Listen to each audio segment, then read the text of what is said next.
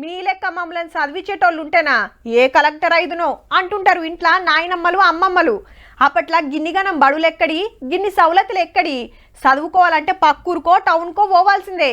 గందుకే అప్పటోళ్ళంతా 4, 5, 6, 7 తరగతి చదివితే మా ఎక్కువ. చదువులా అంతకంటే ముంగటికి పోయినోళ్ళు ఇప్పుడు ఏరే లెవెల్ ఉన్నారనుకోర్రి, అది ఏరే ముచ్చట. ఇక ఇప్పుడు చూడబోయేది సుతా చదువుల ముచ్చటే. కానీ ఎవరు చెప్తుర్రు, ఏడ చెప్తుర్రు అనేదే అసలు పాయింట్.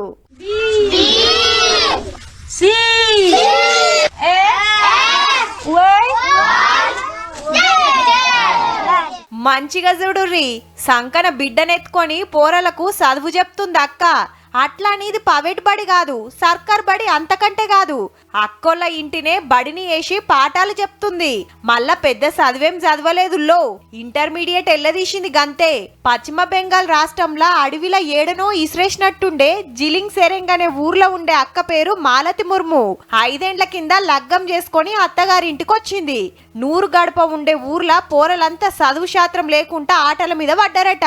బడికి పోవాలంటే 12 కిలోమీటర్లు పోవాలి. మరి గంత దూరం అడవిలో ఏం పోతామని పోతలేరు. చదువుకుంటే ఎంత ఫాయిదో అక్క కెరికే కాబట్టి పోరలందరికీ పుక్కట్లనే చదువు చెప్తాంది. పోరలకు డిరెస్సు వొయిలు సుత ఫ్రీయే.